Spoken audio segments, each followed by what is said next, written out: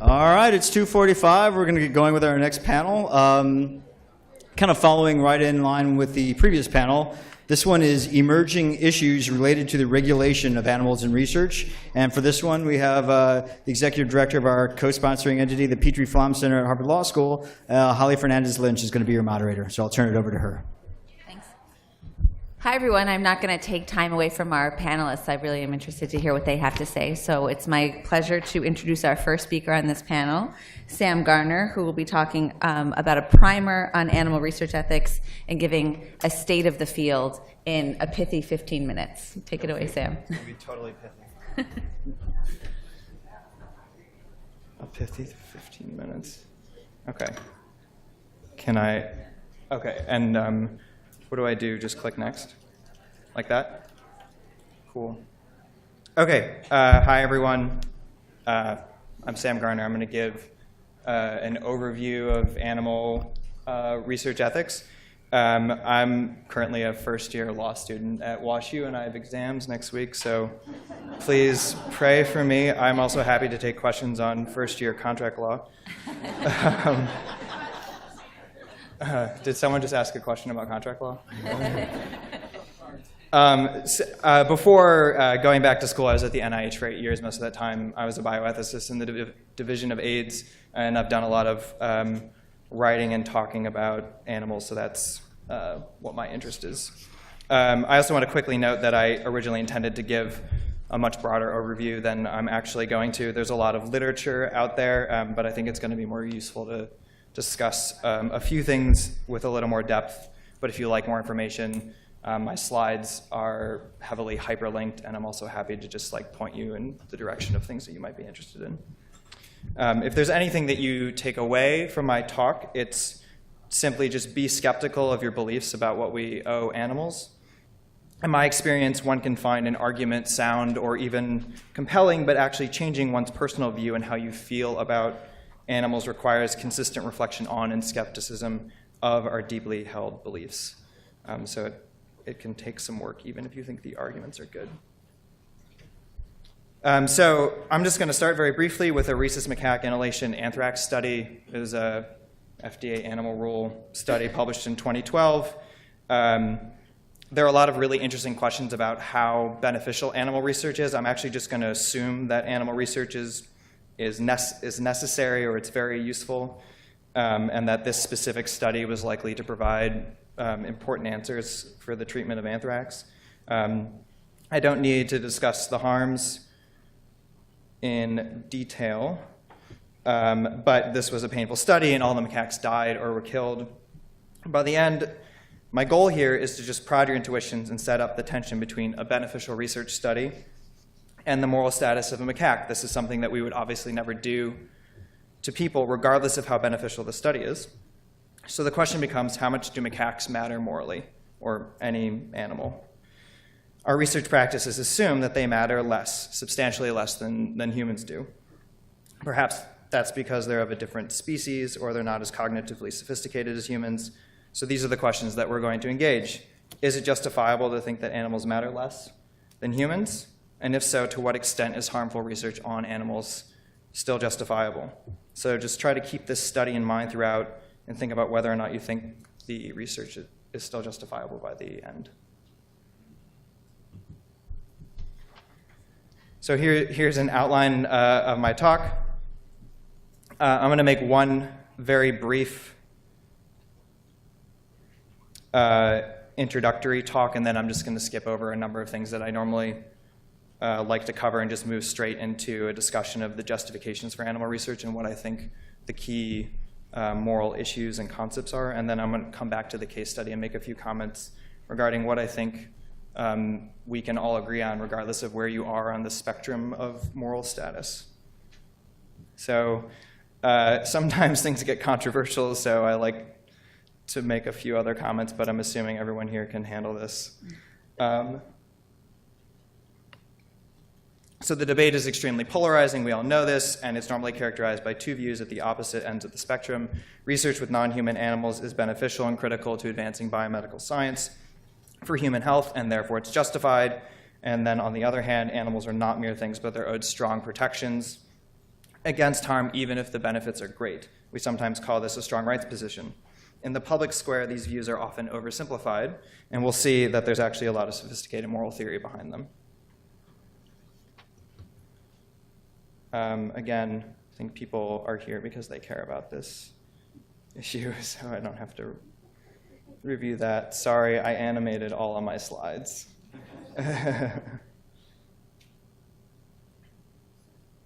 Okay. So despite a handful of exceptions, which I would have otherwise mentioned, most of Western philosophy has ignored animal questions. It wasn't really until the 1960s and 70s that philosophers started to take some of these issues more seriously. At this time, works like Peter Singer's famous Animal Liberation and Tom Regan's Case for Animal Rights caused an explosion of literature in animal philosophy and ethics. So we'll move into... So again, just keep in mind the rhesus macaque case study, which is something that we would never do with people as we kind of work through these arguments. So I'm just going to talk about the standard justification. So animal research is beneficial, it's useful, it's necessary, it comes in different iterations. We can take the stronger claim that it's necessary, which is interesting on its own, but it's a separate issue. So it's necessary for medical progress, and therefore it's justified. That's basically how the argument functions. But this really isn't the correct framing. We think that research on humans is necessary for medical progress, right? We're trying to improve the health of humans, so research on humans is crucial. But we have strong regulatory protections against harm, especially harm without consent, for human beings. There are things that we think are simply not morally justifiable to do in people, regardless of benefit, like the anthrax study. So our research practices, again, demonstrate that animals matter less, substantially less than humans do. In other words, we would say that they have less moral status or that they're owed less moral consideration than humans. This may or may not be true. The point here is simply to note that that's the key issue as I see it, moral status. So what is moral status? Moral status, in my view and the view of many philosophers, is it's a shorthand for the idea that a being is owed consideration, because what happens to that being matters to that being. For example, we can all agree that doing something to a dog, like kicking her, matters to her in a way that doesn't apply to kicking something like a rock.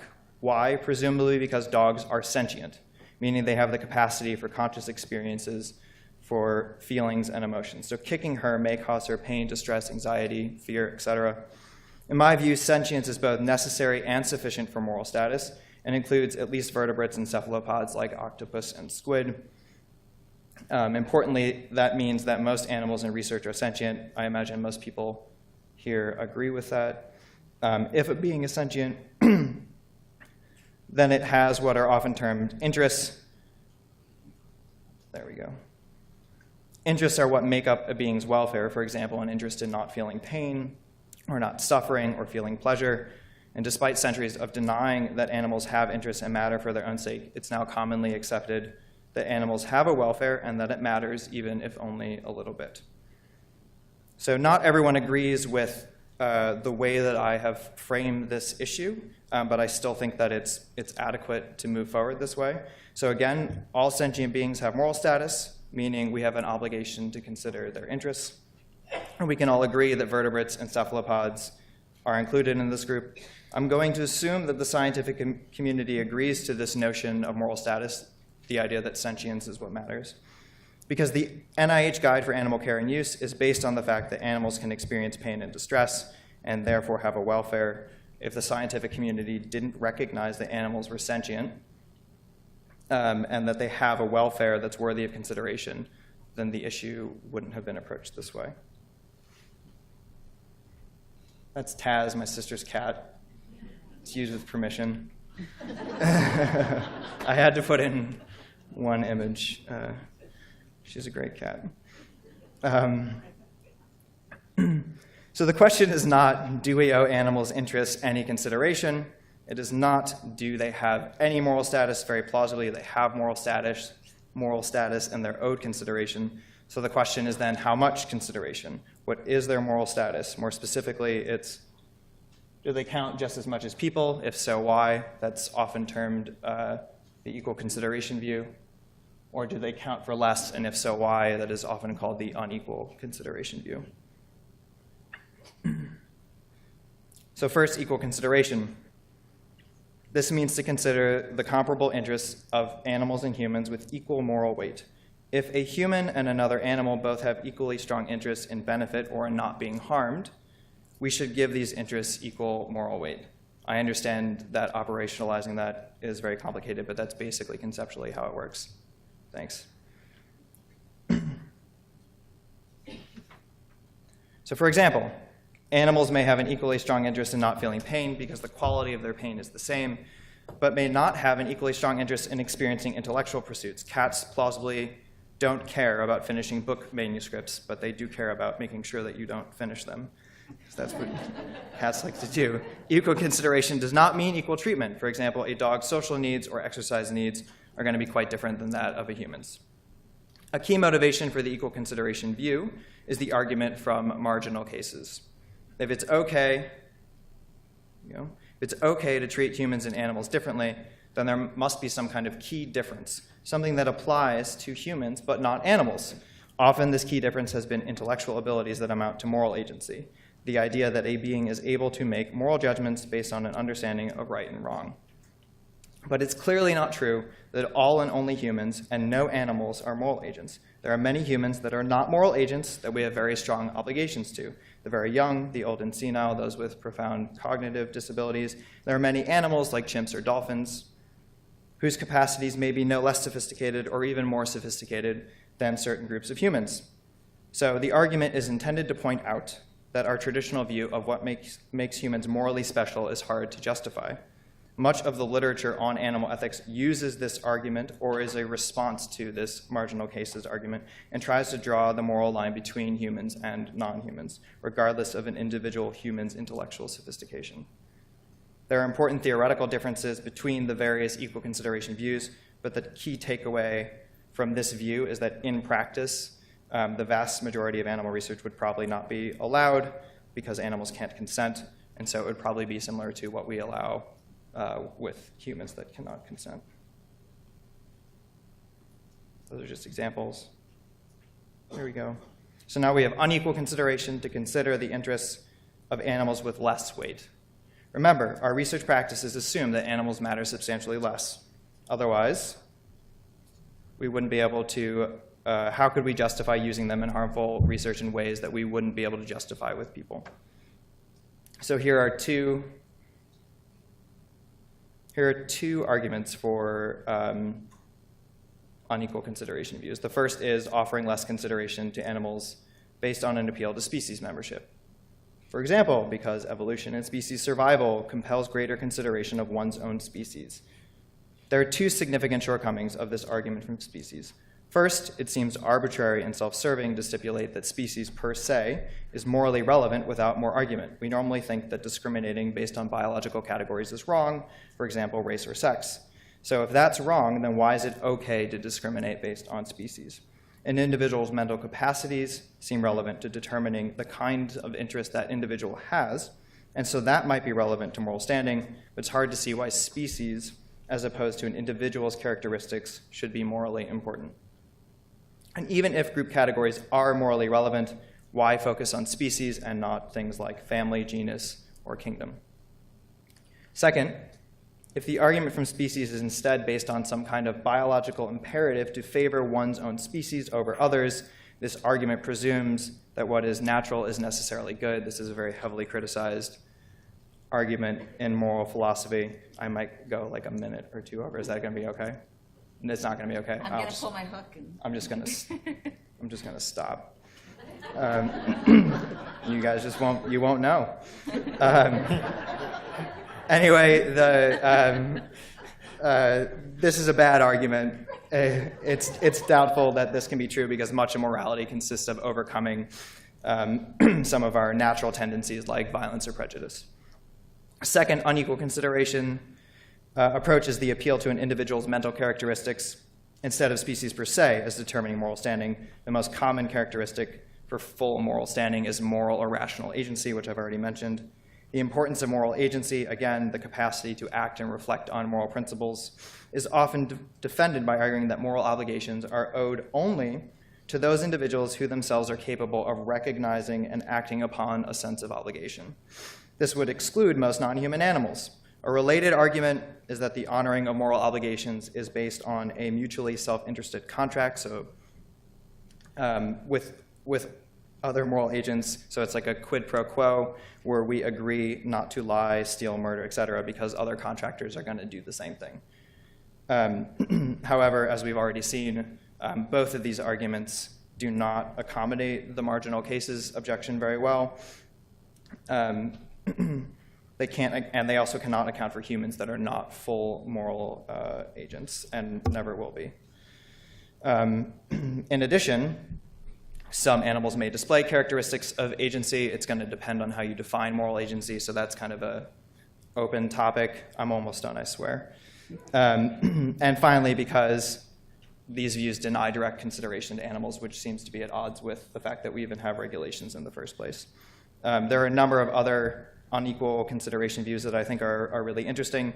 The most important kind of open issue with those other views is that even if we can discount animals plausibly, it's still very hard to see how we can justify actively harming them, even if we feel like we have stronger obligations to benefit people. So let's review. I assumed that all vertebrates and cephalopods are sentient and have moral status. I think this is fairly uncontroversial. The key questions I addressed were how much moral status, equal or unequal consideration. I think the equal consideration views are better. Part of that is just a function of the literature. The people that write on it have those views. Even if unequal consideration is defensible, it's still unclear what harms, if any, can we permissibly impose on animals. I can put these questions up later if you want. They're just discussion questions. And to conclude, I will just note a few places where I think that, man, I should just never animate my slides again. Okay. And those are just other resources that many of you may be familiar with, but the few things that I want to note where I think people can agree, we can do a better job empirically evaluating animal models before we move forward with studies. I don't think that that should be controversial. There's a lot of literature on this. And the second is there needs to be a much stronger investment in non-animal preclinical alternatives. I know places like Harvard and Hopkins have done a lot of groundbreaking work in this area, but this is something that I think the funding has still been relatively paltry and something that the community should be able to agree on. So I will stop there because I know I'm over my time. I'm very sorry. And I will, yeah. Okay. Thanks, Sam. Next up, we have Larry Carbone, who will be talking to us about animal welfare standards for the full research cycle.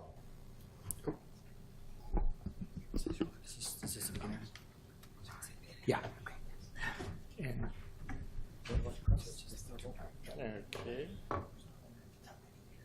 okay.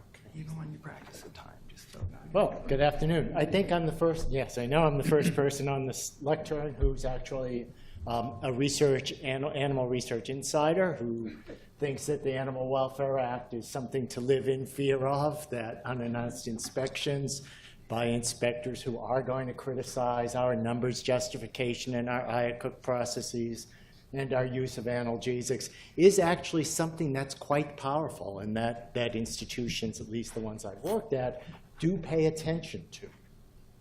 If anything, and I've been on record of this in the past, I think one of the biggest problems with the Animal Welfare Act, and I know this will get in coverage later, is it covers close to 0% of the animals in laboratories.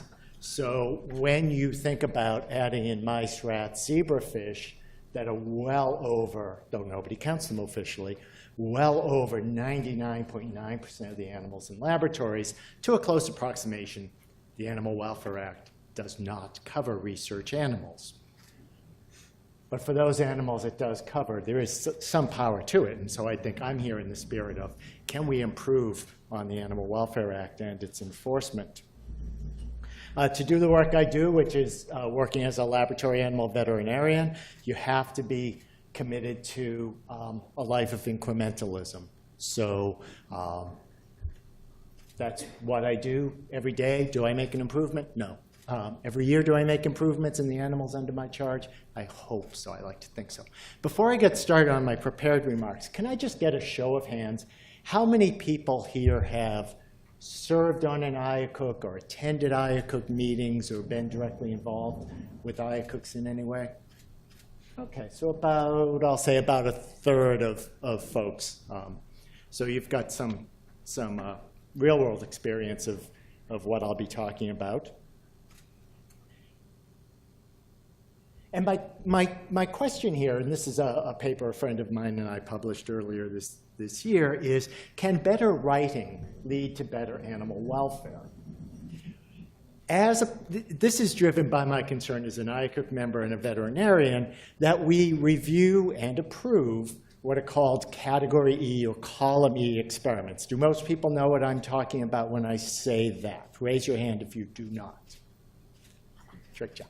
Okay, so what I mean is on our annual report to the USDA, for that fraction of animals that are covered by the Animal Welfare Act, we report how many animals at our institution, by species, were on experiments where the IACUC approved the scientists to do something significantly painful to the animals and to withhold pain-killing drugs out of fear that those drugs would affect the quality of the science. That's just one way of paraphrasing what it is.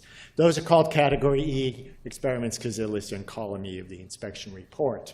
I'm very concerned with that because I think both in discussions of the Animal Welfare Act, in the Guide for the Care of the Use in Laboratory Animals, in accreditation site visits from ALAC, there's very little good, careful discussion of what would actually legitimately justify doing this to animals.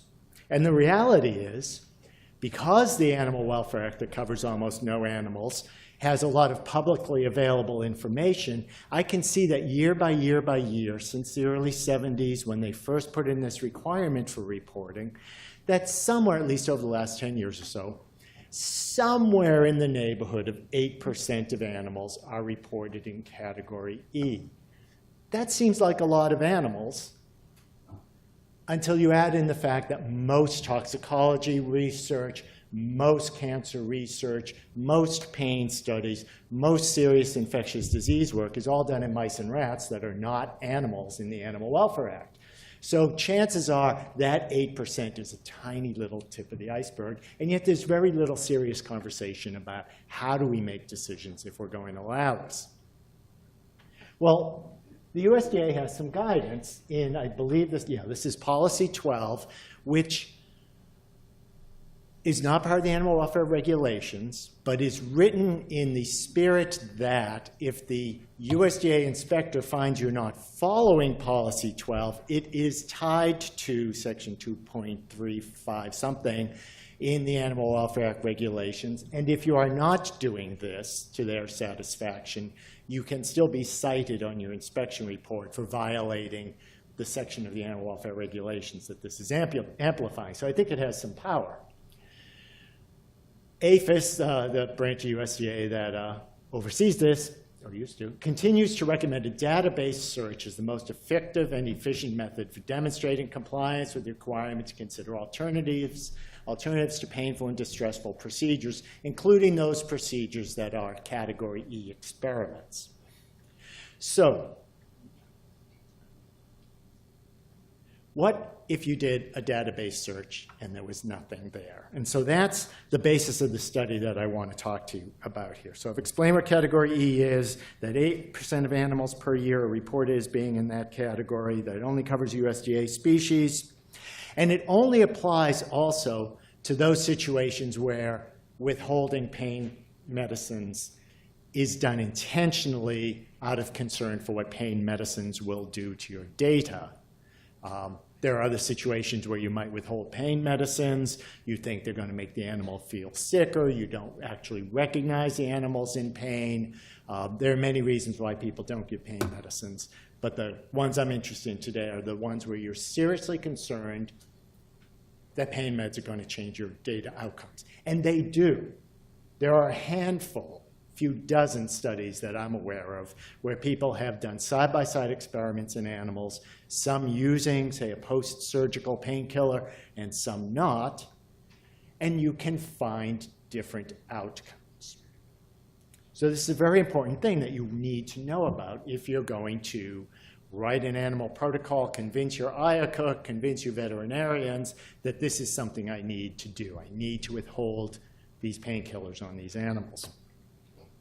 So we published this in May, Jamie Austin and I, looking at how scientists describe use of pain medicines when they're writing up their experiments. And what we did was we looked at 10 different types of studies, 10 different models in which scientists conduct invasive surgeries on animals as a means to an end. So if I want to study recovery from heart attack using pigs, I first need to create a heart attack in a pig. To create a heart attack in a pig, I can do a surgery. It may be going in through the chest to do a manipulation of the heart. It may be feeding a catheter up through the leg. We chose the major version of that, doing the chest surgery. That's one example where the scientist isn't interested in thoracotomy, chest surgery to cause heart attacks. The scientist is interested in 3 weeks later, when this chunk of heart muscle has died, can I put stem cells in and get the heart to recover? The surgery is a necessary evil. It's a means to an end. It's something the scientist does not want to do. The scientist does not want to cause surgical pain. But does the scientist use analgesics? And does she actually describe her use of analgesics in her papers? Why am I interested in looking at the literature? Because if you were one of my scientists and you wanted to start doing this type of study, you're a cardiologist, now you want to get some pigs and try doing some experiments with pigs, we'd say, well, go look at the literature. You can't do this surgery without anesthesia. You need to think about post-surgical analgesia. So what we tried to do was simulate what a scientist would do. Go to the literature, pull up things that are available through my university library system, through PubMed and the other databases, look at their materials and methods. If I don't find the information I want there, look at the papers they cite as telling them what their methods were. If you don't find the information there, go look at the papers they cited. Try to do your best to figure out what analgesics are used for this type of experiment, or perhaps, is there literature to suggest you must avoid those analgesics? So in all, we ended up looking at over 500 articles. We looked at USDA-covered and non-USDA-covered species. All of them included survival surgeries. They required anesthesia. So I knew in every 500 article I read that whether or not they described anesthesia, they used anesthesia. So I knew that. And if they did not describe analgesia, I knew it was a failure to publish well. What we found was not that in over 75% of studies, people did not use analgesics. What we found was that in over 75% of the studies, we could not tell. As far as we could tell. Nobody said we withheld analgesics. But 75% of people just didn't mention it. And I could not tell. Now, some of those, just by happenstance, because I work at a big productive university, were investigators from my own university. Some of them were good about describing, we did this surgery on mice, and these are the analgesics we use. Some of them, I know because I audit their laboratories, use the analgesics the IACUC requires of their protocols, but they did not mention it. Why don't they mention it?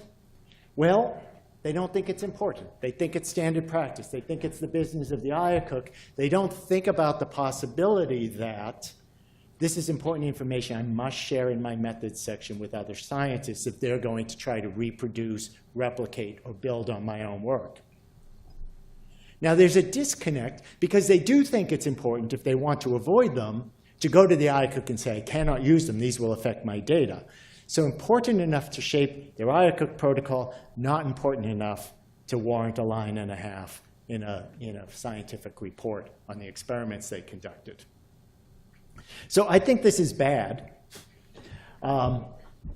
because I think what's bad is it leads scientists to conclude that because the other kids don't use analgesics for this particular model or this particular area of research, I cannot either. I will destroy my scientific outcomes. I will find that journals will not publish my papers.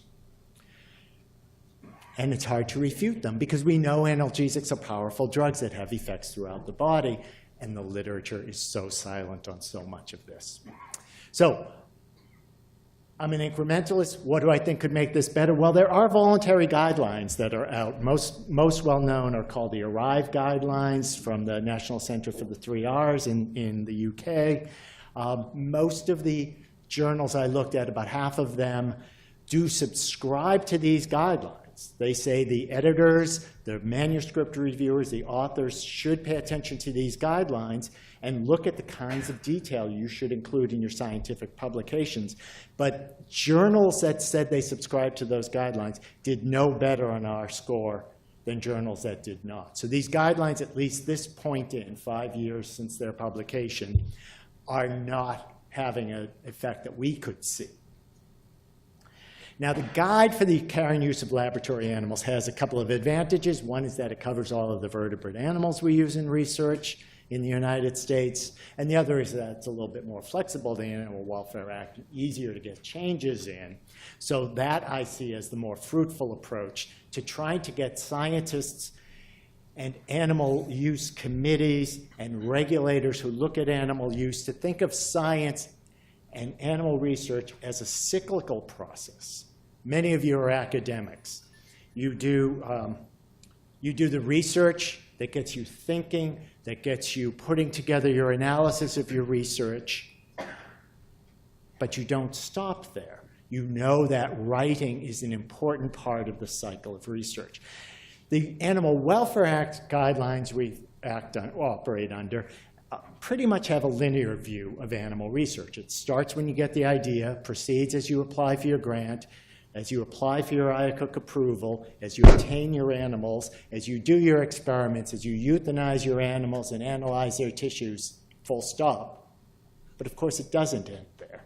It continues with this cycle in which you contribute to the next round of research in your own lab, in other people's labs, but our welfare guidelines act as if, nope, what happens once those animals are in jars of formaldehyde?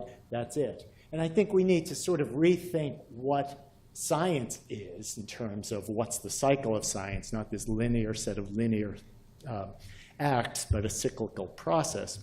So where could better animal welfare regulations come in to help us?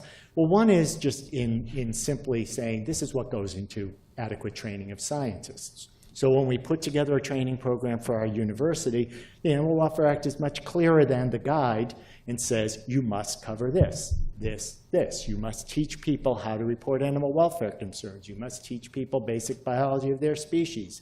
You must teach them how to recognize pain and distress. You should teach them about responsible conduct in science that includes full, accurate, complete reporting of what you do. And that alone, even though it may not be very much that the USDA inspector would cover when she comes to our campus and looks at our policies, our animals, our procedures, our protocols, but yes, this is part of your commitment as an institution that uses animals to make sure that scientists understand what they're contributing to in failing to realize the importance of those two sentences that they could put in their scientific publications. Thank you. Thanks, Larry. Next, we'll hear from Kevin Esvelt, who will present on engineering improved animal well-being for medical research.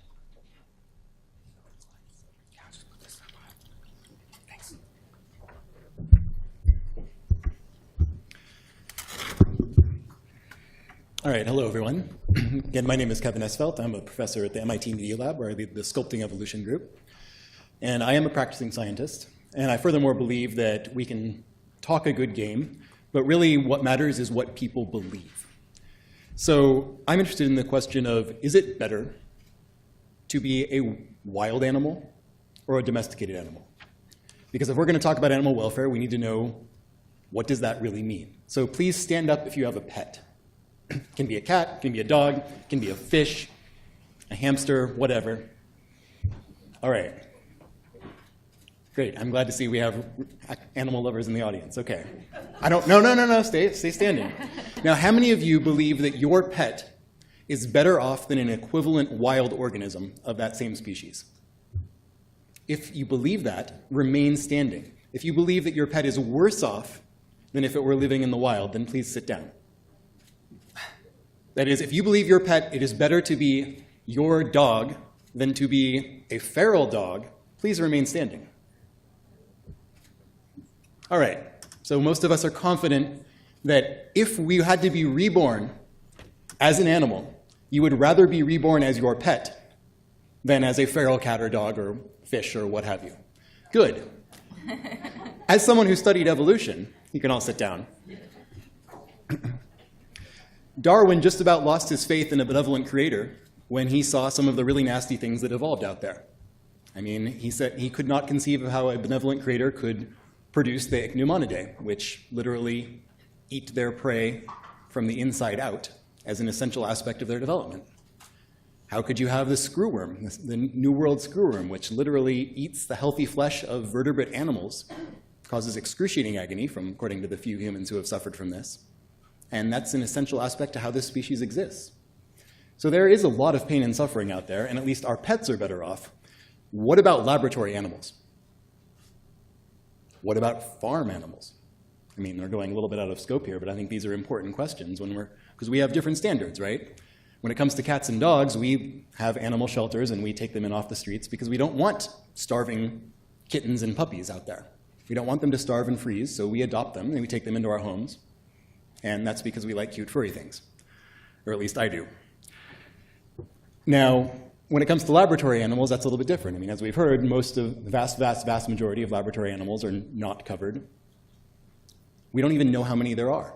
I mean, the best estimate is probably somewhere on the order of 200 million plus rodents used every year for research in the United States alone, never mind the rest of the world. That's a lot, but it pales compared to the 60 billion chickens that we raise and consume every year worldwide. So let's keep that in scope. The Animal Welfare Act covers a tiny fraction of research animals, and research animals are a tiny fraction of farm animals. But while we're talking about that, let's talk about research, because the difference between our pets and our research animals and wild animals is that we deliberately created most of the domesticated ones, one way or another.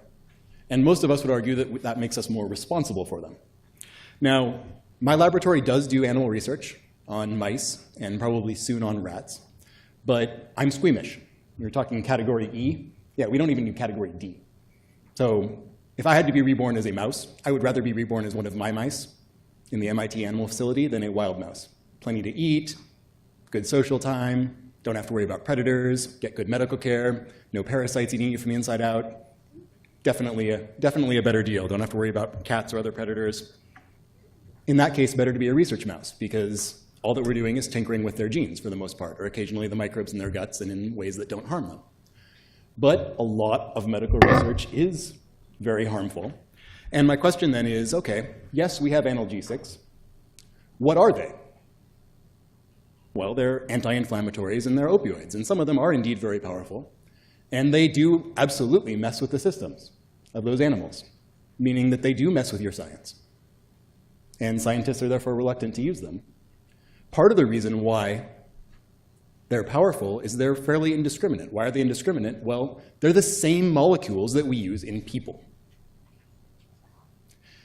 The question is, why do we use the same molecules that we use in people in animals? After all, we're constrained with respect to the molecules that we can use in people by the fact that we can't engineer people. At least there's an active moratorium. We're not allowed to use CRISPR on human babies, at least not ones that intend to become babies. But we engineer mice all the time. So why on earth are we not engineering mice so that we can easily turn their pain off? perfectly without messing with all of these other systems, without completely derailing the inflammatory pathway, without messing with neurotransmission in the ventral tegmental area and the nucleus accumbens, which is where most pleasure signaling happens. Why?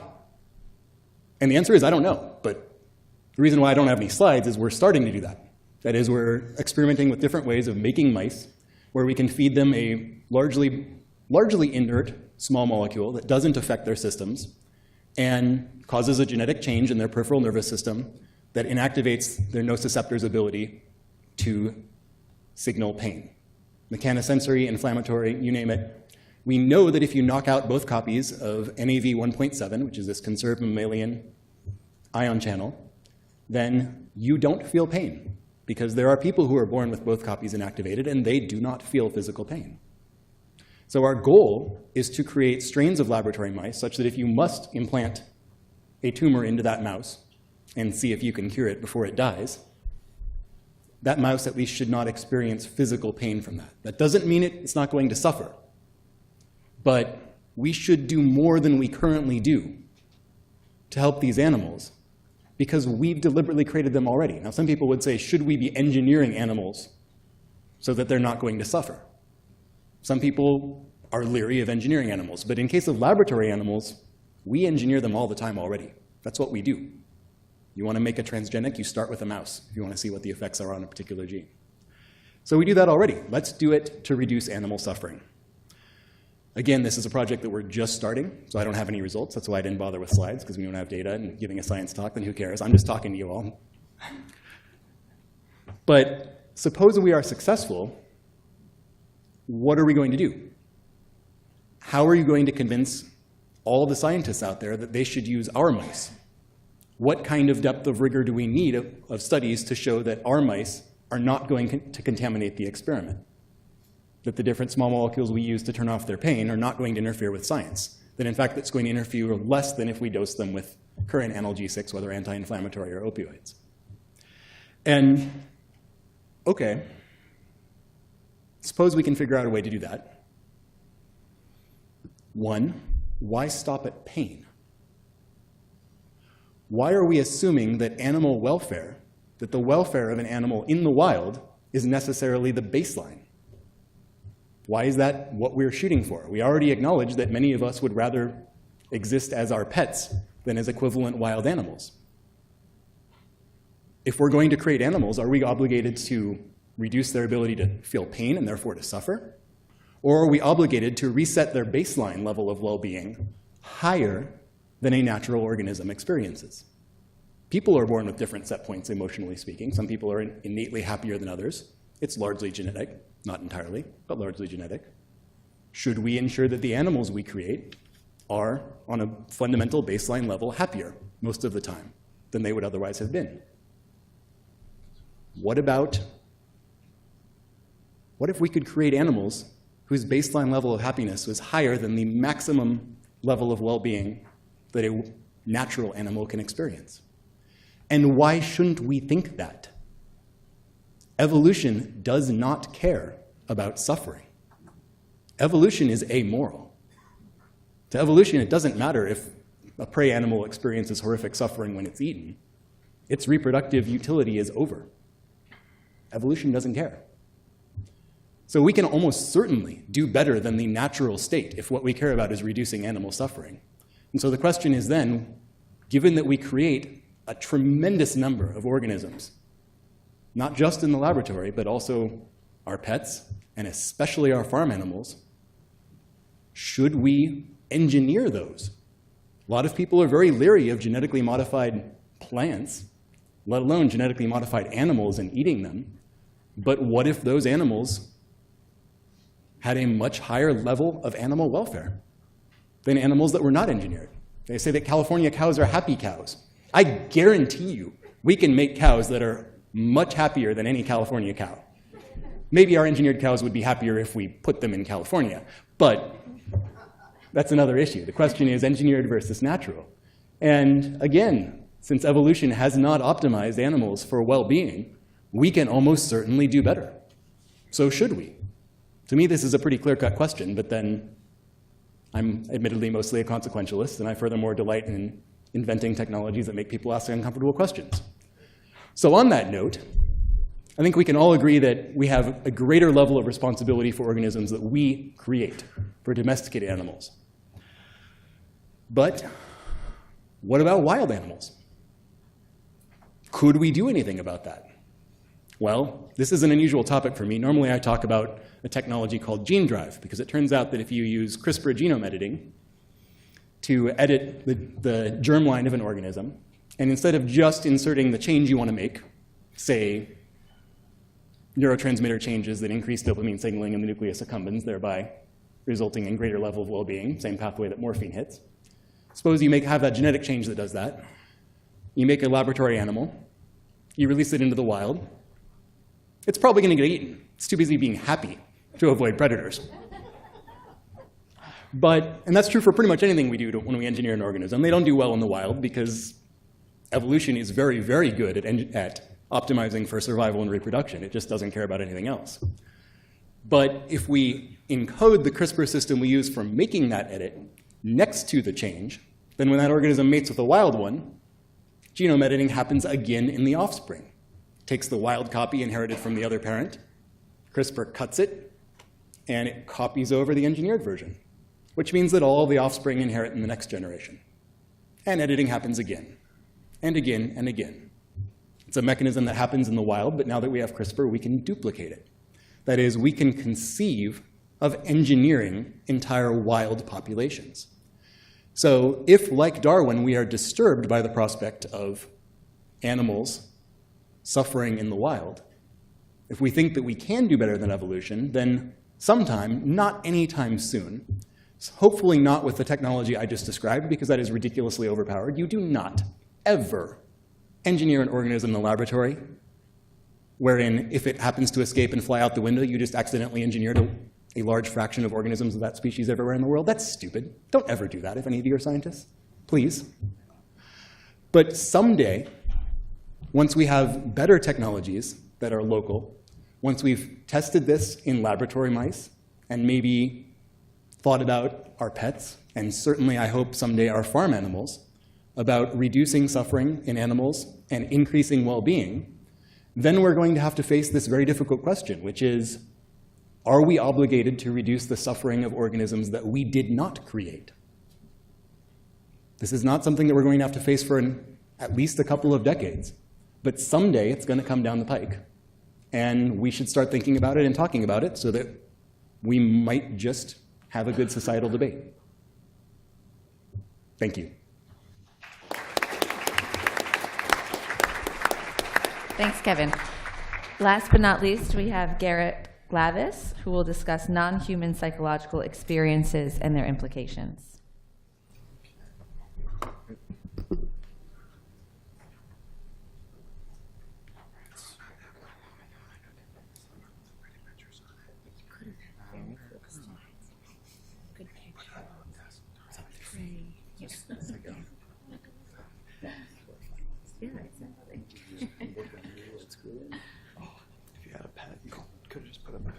Hi. Okay, so I'm glad to be here. I'm just going to get right into it. I have a lot of slides, and I'm going to try to do it in 15 minutes. Bear with me. It's a story. I'm going to tell you a little bit of a story about my last 15 years of research. Some parts are going to be a little bit disgusting to look at, but I think it's important for the story. So Kurt Vonnegut, I had the pleasure of hearing him speak late in his life, and he said a good story. You have a person, man, falls in a hole and spends the rest of his time trying to get out, and you follow him. That's not quite the story I'm going to tell. I'm going to tell you a story about where I've come, where the hole just keeps getting deeper. And at the end, I'll climb out, but really, really quickly. So I'll start with a little bit about autism research, talk about the importance of looking at social emotions if you want to model that in an animal, talk about animal constraint, which I think is a critical issue and not at all like having an animal as a pet, at least within a laboratory context. I'll talk about whether the ends justify the means if the ends aren't correct or if the ends don't make sense. I'll talk about our own consumption and our own values as they relate to an increased understanding of animal sentience, and I'll end out with a couple of slides on possible attempts at climbing out. Where I started was the study of autism. Autism is a fairly serious disorder. It's gone up in the population substantially over the last 50, 60 years. It's now, this is a figure over here on the, to my side here, and what you see is that the population that is now up to about 1 in 66 children are diagnosed with autism. These autistic children are challenged by failure to develop, or a challenge with developing peer relationships, sharing enjoyment with other individuals, and recognizing another's distress or perspective. These are emotional qualities.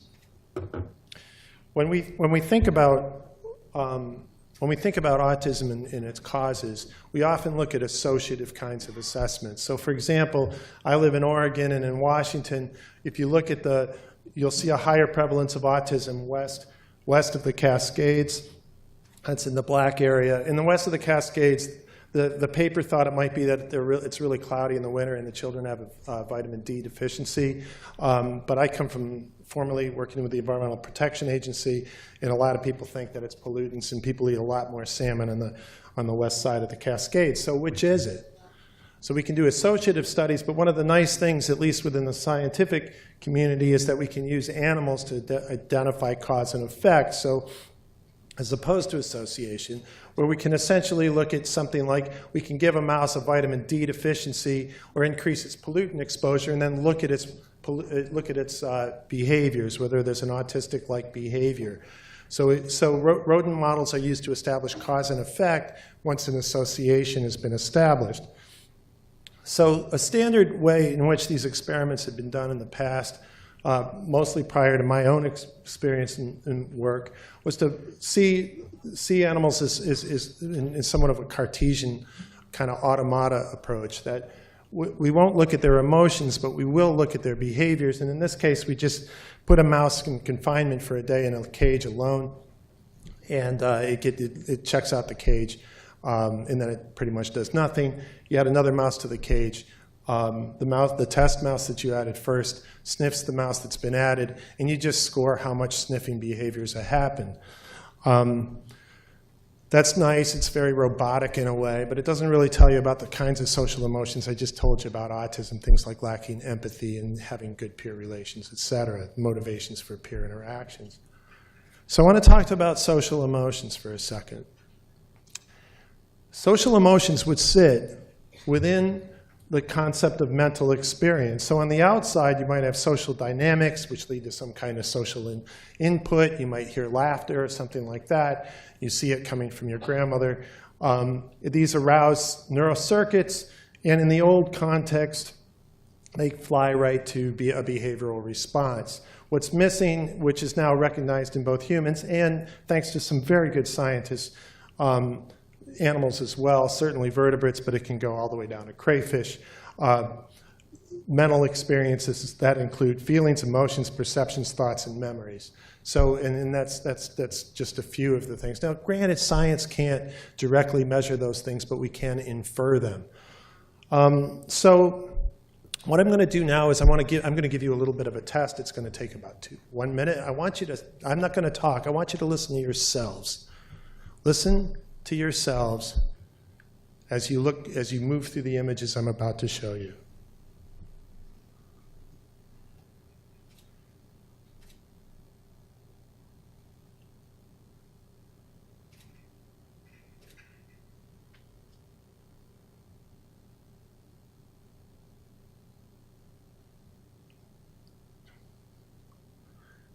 You can't replicate that in cell culture. It's because you have a complicated anatomy which consists of two parts. The part that made you feel that way is our very old limbic structures, and I'm not going to get into those structures. Some of the structures were just mentioned by Kevin a few minutes ago, but there's an interplay between those structures, which are involved in emotion, with the larger gray area, which is involved more in cognitive thinking. So when you look at an image like this, when you see social play, You sense something maybe in looking at all those different animal species that may be quite real, not only to you, but to them as well. And I say that because if you look at the human structure, like I said, we share the limbic structures with rodents, and it goes much, the structures get more difficult to define, but you can go down to other vertebrates, et cetera, and identify these structures as being critical to both the appetitive part of experience, what makes you feel good, and those things that are aversive. And essentially what the brain does is, one way to think of a brain is a brain makes decisions as it moves through the world, as it moves through the environment. It makes various decisions, cognitive decisions, where the consequences are clear. That doesn't feel good. Oh, that feels great. That tastes good. That doesn't taste so good. And based upon both positive and negative experiences, the brain develops and grows, and a full life is led of agency and interaction with a responsive world. So, with that background, we studied moving in a direction that at the time I started this research, very few people were on board with. We went ahead and asked whether an animal, a mouse, I shouldn't say an animal, a mouse could experience pleasure from being with other mice. The answer, or the way we do that test, I want to tell you because I think these tests are important. It gives you a little bit of an idea of what we do. We put a mouse in social housing. These are young mice. They're together for a day. They're put in one kind of bedding. It doesn't matter really what the bedding is, but it does matter that when they're in a cage together, they're with others, they're with a certain kind of bedding. You then isolate them in a different bedding where they're alone for a day. And you go back and forth between the bedding that's associated with being together and the bedding associated with being alone. On the last day, this is called a social condition place preference test. You put the mouse in a chamber that has, or in a test structure that has, where it has access to the beddings, but no access to other mice, and you ask where it goes. What you find, if you look at this preference test, is that for the most part, mice will always prefer to be in a bedding associated with a social interaction, with the exception of one of the autistic mouse models that shows no preference at all. You could also ask, and my lab spent about 4 years working on this research. Actually, we're still writing papers off of this. Do rodents feel empathy? When I talk about empathy, I'm not talking about compassion, though there's certainly several experiments that show that mice and rats can show compassion. That's not what this is. What I mean by empathy, an affective state more appropriate to the situation of another compared to one's own. That's a fairly standard definition.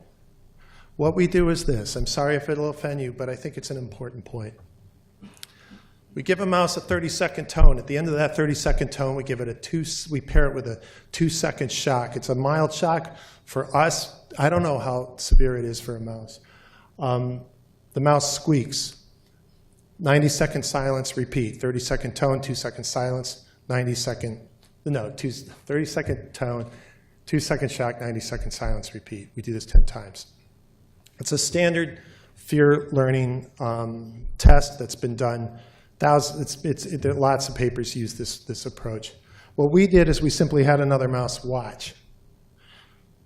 What we found was, one, that essentially the mouse, the demonstrator mouse, of course, what everybody shows, will start to freeze when it hears the tone in anticipation of the shock. It's fearful of the shock that's coming, and it squeaks when it gets the shock. You can record these squeaks. What we also found is that the mouse that observes actually becomes fearful of the tone when it's placed in that particular chamber where the other mouse was just in. If it's a typical mouse, not an autistic mouse, it will freeze in response to that tone. So it learns the fear. It can become fearful of an environmental stimulus simply by listening to the squeaks of another mouse. Upton Sinclair. It's difficult to get a man to understand something when his salary depends on his not understanding it. So you think it was the mouse experiments. Well, I should say that it was through these experiments that I shut down my animal colony, which is a hard thing to do when you've spent 25 years doing animal research. I shut it down But it's not for what, it was not for those experiments. It was actually because I realized something else was going on. So I saw essentially the aspects of the humanity in these animals. I started to see something else. And that gets to animal constraint. So this is how we raise mice. We put them in these little shoebox cages. They're the size of a shoebox because it works. And it's also, shoeboxes were easy to get in the 30s when Annie Lathrop first put mice in cages. They're under constant temperature and humidity, lights on and lights off. There's no dawn or dusk. There's no heat or cold, no wind or rain, no seasons or access to social refuge. They have very few choices to make relative to an animal in the wild. And I would argue that being placed in a cage like that is a hell of a lot more like incarceration than it is like maybe an animal in a home. And to make that point, I'm going to go one step further. I did a little bit of research. If you were to compare the size of a home range for an animal in the wild versus what it's given access to in a cage, you'll find that a mouse has a cage footprint that's 280,000 times smaller than its natural home range. And for an olive baboon or an Anubis baboon, it's 25 million-fold lower. And that's just in square foot area. What's probably more critical is most of the primate species are arboreal. They actually work in a three-dimensional space, not a two-dimensional space. And what I want to say further is that when you think about the intelligence of primates, what makes primates so special, and a lot of people ask that question, what you'll find is it's that we need brains that can look at a vast forest canopy and identify what fruits are ripening, what fruits are rotten, where the next source is. We have to look in this. We have to look at a variety. For fructivores, you have to have a fairly complex brain just to navigate all the sources of fruit to get you through the year. So you got to wonder. Biomedical research assumes that controls represent healthy development, yet standard cages yet engender an atrophy in brain morphology. We've known this for, ironically, the same 50 years that the Animal Welfare Act has been in play. And there's a standard, Bill Greenow, he's in the National Academy of Sciences, he's recently passed away. He shows differences in neuron development from an animal just in a standard cage versus a cage that's a little bit bigger. These cages are a little bit bigger. They got a few toys in it, maybe a running wheel. We're not talking about the 280,000 times bigger than an animal in the wild deals with. We're just dealing with that. Nearly every study using enriched environments shows reversals of genetic, chemical, and physiological manipulations on neurobiological effects. I'm just going to say that. I've never found a paper that hasn't shown that. Despite successful preclinical testing, 85% of early clinical trials for novel drugs fail. Of those that survive through to phase 3, only half become approved for clinical use. You gotta wonder if maybe part of the problem is that we're raising the animals in these absolutely impoverished conditions. Okay, so I'm stuck. This is the research. This is what I do. I actually should get some water. I get a little thirsty. So I had to move away from, thank you. I had to move away from colonies, get rid of my colony. But I still do research. So I thought, well, why don't we study wild rodents instead? So I do a lot of social interaction stuff, and it turns out that squirrels are remarkably good at communicating alarms to one another, Squirridae. And I thought, well, why don't I go and look at them in the Willamette River Valley, which is near where I work, which is in Portland, Oregon. And there's California ground squirrels in Portland, Oregon, or there should be. In fact, that's their distribution. And so I spent a lot of time working with Oregon State, trying to find California ground squirrels. Couldn't find them.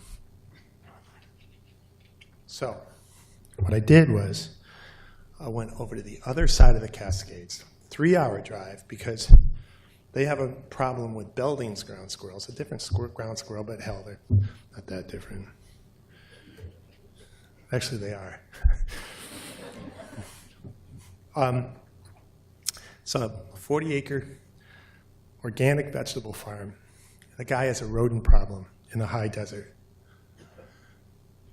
He can't kill them with pesticides because he's an organic farmer. He grows barley. Stop. Oh my God, stop. I'll go quickly.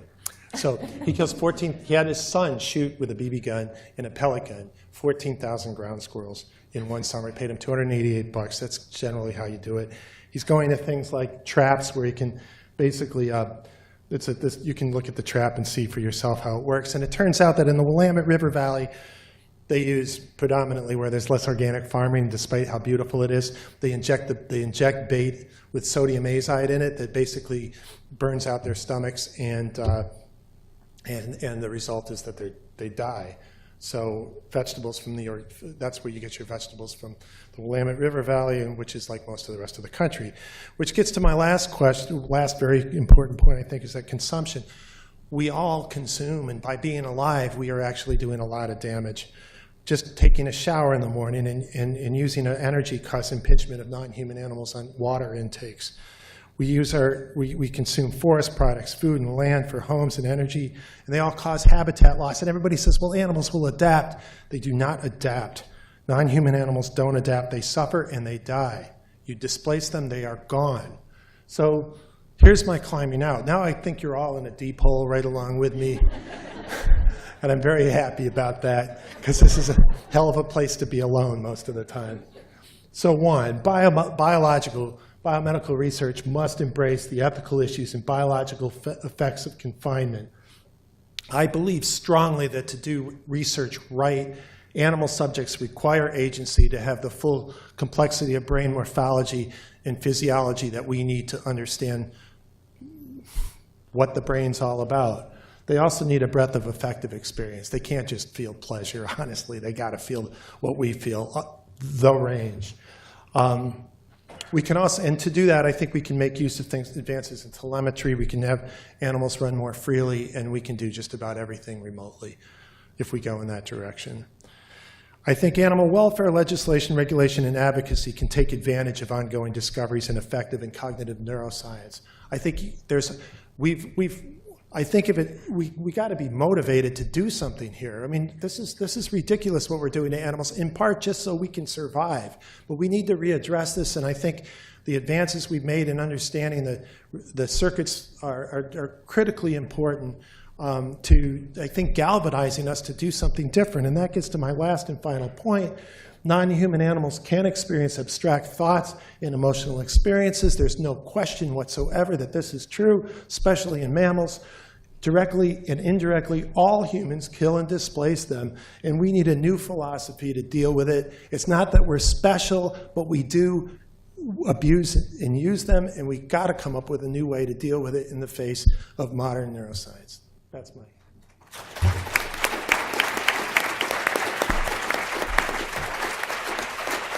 So we now have about 20 minutes for questions. I will start with some questions for the panel, and then my understanding is you can write questions on cards, and they will be hand-delivered to me. So Kevin, I want to start by jumping off from your presentation and pose a question to the whole panel, which is focusing in on research animals. If we can engineer them in such a way that they wouldn't feel pain, do we have a responsibility to do that? Would it impact our obligations to what to them in terms of what we can do with them if they couldn't feel pain? And if we could go further to engineer them such that they would no longer even be sentient, would they still be animals? Could we really, then do whatever we want with them? Are they, do they have any dignity left if they're not sentient? And does that bring us full circle to maybe say, well, maybe we shouldn't engineer them so far that they're not sentient, even if that would make them more useful to us and perhaps better off than they would have been this is quite meta, obviously, right? You know, we're talking in hypothetical scenarios here, but I thought your talk did raise some important questions in interfacing with the questions that Sam was raising with regard to why our animals and research animals in particular owed something from humans who work with them. So that is a fascinating issue because, well, yes, I think that if we can do better when it comes to pain control, then we are obligated to do so. And in this case, I think it's a win-win because these new methods would interfere with your scientific results less than the current analgesics that we have on offer. So that is, you can do better science with less suffering. There's no reason not to adopt that if it works out the way we expect. Obviously, you have to run the studies and verify that. When it comes to that, if we can engineer them to be non-sentient, then to me, if you don't feel pain and they're not sentient, you've removed the pain and you've removed the other non-pain aspects of suffering, and they're the equivalent of cells in a dish, unless someone can show otherwise. And a lot of people would say when it comes to eating meat, that's the direction we should go in, right? Cell cultured meats in a dish, in a vat. There's a lot of companies working on this, a lot of inspired people who would like to eliminate factory farming, which absolutely, I mean, yes, if research animals have it badly in many cases, that's as nothing compared to farm animals in a lot of cases, in far too many cases. And again, 60 billion chickens every single year, often engineered to suffer more, not less, just so that they grow more meat for us. But the flip side of that is, that's 60 billion nervous systems there. Now, those 60 billion nervous systems are absolutely worse than their equivalent jungle fowl. No question of that. The flip side is, do you really want to make those 60 billion nervous systems go away? Because presumably we value wild animals for being there. We believe that they have some form of rights, whether or not they're equivalent to our rights. We think that it's a good thing that they exist. Should we then eliminate them entirely? I don't know about that. Is it better to instead ensure that they continue to exist, but live lives that are a net positive? I mean, if we believe that jungle fowl in the wild are a good thing, if we can believe that, to the best of our knowledge, that we can create animals that have better lives than the jungle fowl, even if we end up painlessly killing and then eating them afterwards, wouldn't they rather have existed and had that good life than not? I think that's a question we need to discuss. Can I just jump in for a second?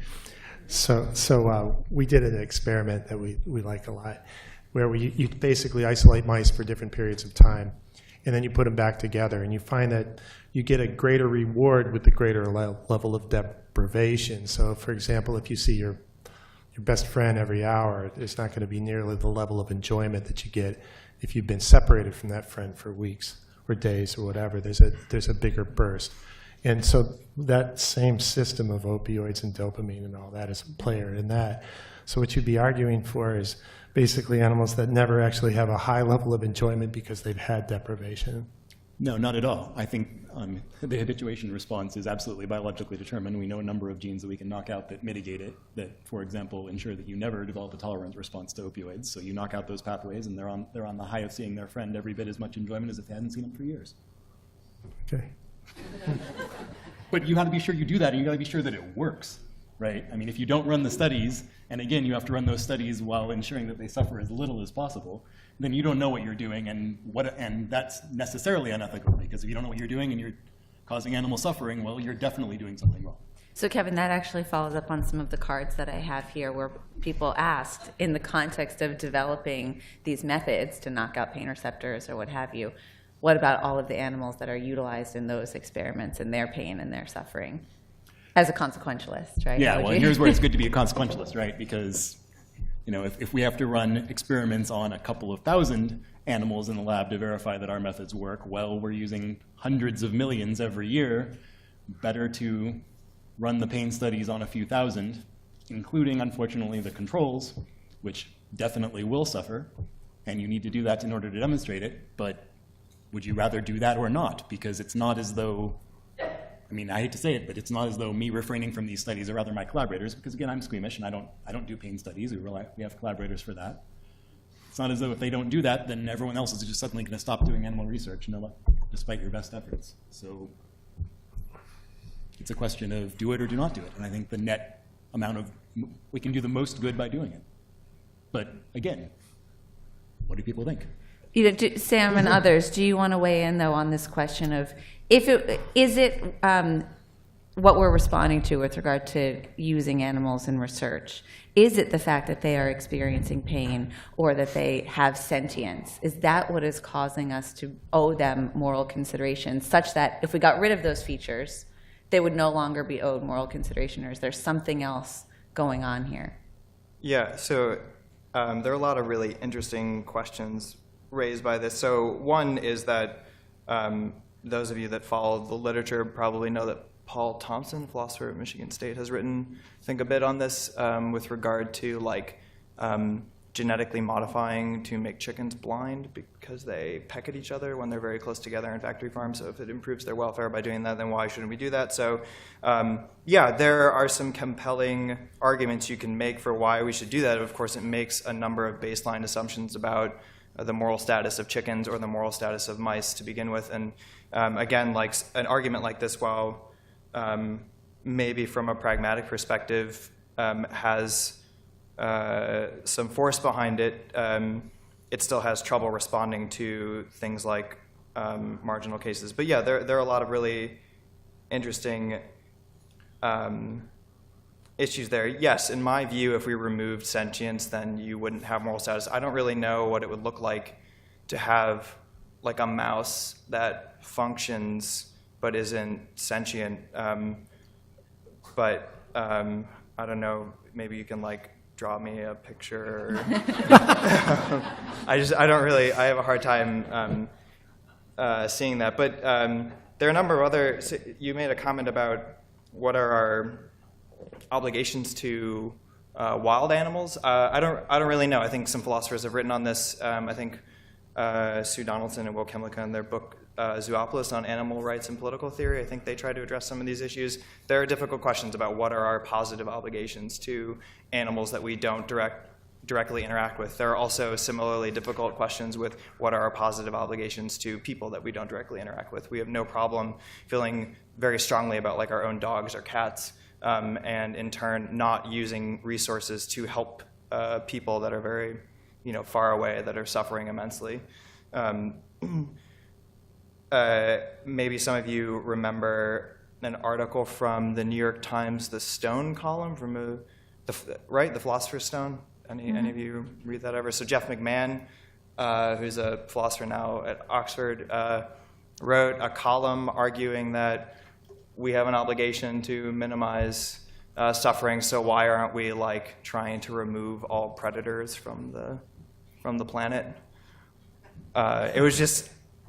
I could see the logic of it, but it just seemed like such a ridiculously implausible thing to suggest, just like ecologically. But the point being is that people are making these kinds of arguments, and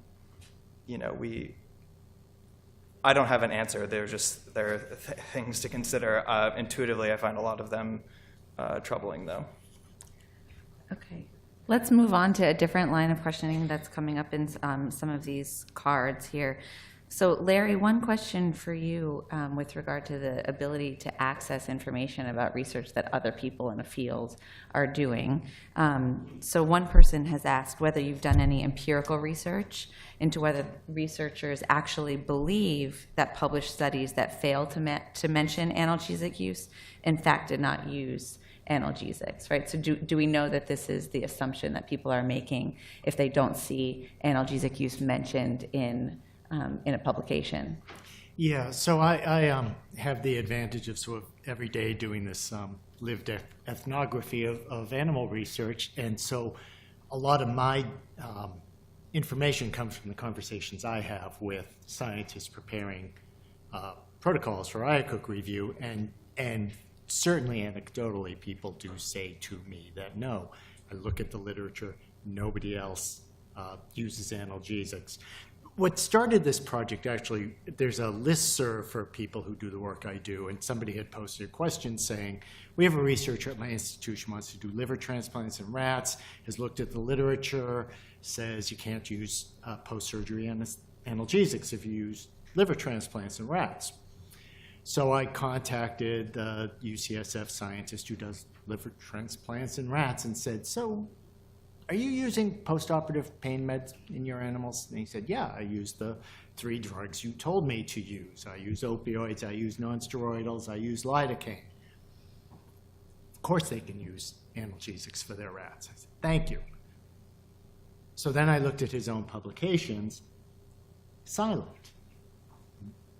It wasn't an important detail to him to bother publishing, but he contributed to the problem by not publishing. So yeah, I have both the anecdotal, I know your lab, I know you use analgesics, you don't mention them, and I also have the anecdotal, I understand the science you're trying to do, I know the literature you're looking at, please don't assume that just because people don't say it, they're not using. In fact, let me contact vets at your facility and check with vets at your collaborators' facility and check with them on what drugs are being used. So in the context of human subjects research, which is the area that I'm most familiar with, one of the ways that we address problems with researchers not being aware of what's come before them or what other people are doing is having a system in clinicaltrials.gov where you have mandatory reporting of certain information about your research. And I'm wondering whether you think that sort of model would be useful in the animal research context. Yeah, I think, you know, people who wrote the ARRIVE guidelines tried to standardize what is it that you should publish, and they have some 30 or 40 methodological items that they suggest, and it would be impossible to include them all, I think. And for the most part, I think there's so much more animal experimentation than large clinical trials that get pre-registered. What am I looking for? You can see, did the experiment produce the results we were looking for or not? I think with animal research, it's organized differently in a way that would make that harder. But one approach could be scientists in a field working with veterinarians and welfare advocates to come up with more best practices for particular models. For liver transplants, maybe you will avoid this particular analgesic, but you will use these others, you will house animals, you will certainly give them certain kinds of nursing care. This is the system of best practices. The Animal Welfare Act has no kind of detail like that at all, and neither do the NIH guidelines. Another analogy from human subjects research, when vulnerable populations are included in research, including people who are unable to consent for their own participation, the regulations both limit the sort of research that they can be included in terms of riskiness, and also require a legally authorized representative to provide consent on their behalf. Now, the IACUC is doing something like that, but that's more similar to what an IRB, an Institutional Review Board, is doing in human subjects context. Would it be valuable, this is a question for the whole panel, would it be valuable to develop something like, you know, a guardian ad litem, or a legally authorized representative to speak on behalf of research animals in various contexts, and what would that look like? Steve Saponsis is a philosopher in California who served on his local IACUC at the Cal State Hayward campus for many years and tried to apply essentially that standard to his work. And at least as he relayed his experience to me, he said, you know, I go to the IACUC meetings, they know and I know, I will vote no on 95% or more of the IACUC protocols because I'm going to apply those standards. That if this is not being done in a way that might benefit this particular animal, it's not justifiable research. And I'll just be on record as voting no on everything, but I'll be there to raise the questions, to push the IACUC, to be a moral voice for the animals. He felt satisfied, not 100% satisfied, not genetically engineered, happy all the time satisfied, that this was actually time well spent for him. And I don't know if similar experiments where people have tried doing something similar, but I'd love to see it. Sam, did you? Yeah, so I mean, I think it's a good idea. I think the Animal Welfare Act right now just says that there's supposed to be some kind of unaffiliated person on the board. It's going to depend on the institution and the makeup of the committee and how that committee functions and how comfortable people feel speaking up. But quite often even doing that isn't really going to matter because of the kinds of people that are on the committee. But I have a good friend who is a veterinarian and very sympathetic to these issues, and he serves on a IACUC, and his experience is often very frustrating. So I don't know how you kind of mitigate some of those concerns, but I think it's something that deserves more thought as far as the kinds of people that you would have on the committees, what would be most useful to actually, because just rejecting a protocol or not rejecting, but voting no on a protocol or the vast majority of protocols is not necessarily going to be that useful, which is unfortunate. So people that have the knowledge to modify studies in useful ways, I think, would be important. In the spirit of being disruptive, I don't like fields that go by established tradition when we're constantly coming up with new understandings of what's actually going on. And the current structure of how we do science, which is all behind closed doors anyway, right? Why do we believe that peer review is good for the results but not for the proposals? I mean, animal research, at least we have a little bit more of that just because IACUC has to review your protocol and your planned experiments, but it still tends to rely on precedent as to are those experiments worth performing? And that almost never considers whether or not science has advanced to the point where you don't need to do it that way anymore. And let alone is there even relevant information on what you can do to mitigate suffering.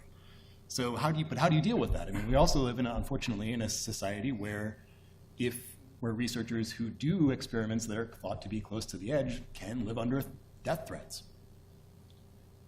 My answer in the field of gene drive research, which is really where I spend most of my time, is you don't get to do this behind closed doors. I'm sorry. If you screw up and it gets out, it affects everybody. You have no right to deny everybody else a voice by running your experiments behind closed doors. Everything needs to be in the open proposal stage onwards. I'm not sure that works here. You mean IACUC meetings need to be publicly available? Is Every grant proposal involving proposing to build a gene drive system should be public before you run the experiments. No one has the right to even begin to build something that could affect everybody else without telling people what they're planning on doing and why. Yeah, I mean, that would never happen with IACUCs, but I understand what you're saying. Well, and it shouldn't, right? Because when you actually have people who are willing to potentially shoot you because they're that convinced that what you're doing is morally wrong, that's a problem. So how do you get around that? I mean, you could say, well, maybe but just having that dissenting voice isn't enough. Maybe you need someone who's authorized to go around and study all the IACUC protocols and highlight the worst few. Yeah, well, I mean, a shame list without the names, so you know that you were flagged as being awful, and your university was flagged for being awful, and then that shames the IACUC for having passed that. How do you walk that line between shaking up the system, because the system certainly needs to be shaken up, without going too far in the other direction? So we have 2 minutes left, and I'll throw out 2 additional questions.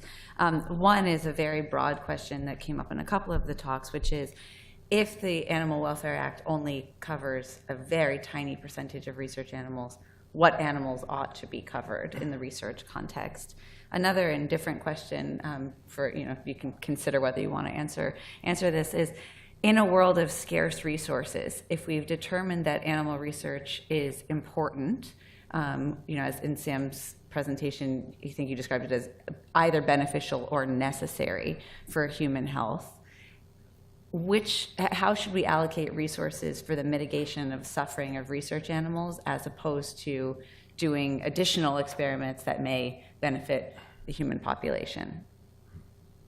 So since we have 2 minutes, I'll just very quickly say that when it comes to allocating resources, I think there's a paper from the early 90s whose author's name is escaping me, where she argues that if we're really concerned about benefiting human health, and we took the money that we use, say I don't know, the estimates are close to half the NIH budget goes towards animal research. If we took that $15 billion or so and put it towards other things like vaccination programs or getting people access to basic care, things like that, that would probably do a lot more to benefit people's well-being than the amount of money that we spend on animal research. I realize it's a very difficult conceptual and empirical claim to make, but I think that's actually perfectly plausible. So, I'd like to just tell you a little vignette here. I was invited with one other speaker. We both had 90 minutes in front of a panel of 30 people. So that Harvard, I think it was actually from Harvard, it's the Center for the Developing Child. And our goal was to defend mouse research and rodent research to people that had big concerns about adolescent social emotional development. A lot of kids are growing up in inner cities. Where maybe they under hard conditions. There's kids all over the country that have parents that have addictions, and then there's children with autism, et cetera. And so what can research tell us about all those really hard things? And we really were at a loss. And the result was that I think the Center for the Developing Child used our vast knowledge and research that had already been conducted to say simply that we now know that opioids are involved in pleasurable experiences that you can have in a social interaction, and that dopamine is involved in the appetitive drive to have those social interactions, and that maybe that's important for your child. I mean, I'm probably simplifying a little bit, but it's remarkable how far we need to go to make much of our research relevant to the vast variety of real-world experiences that humans and, frankly, wild or even semi-wild animals experience. And on that note, please join me in thanking this wonderful panel.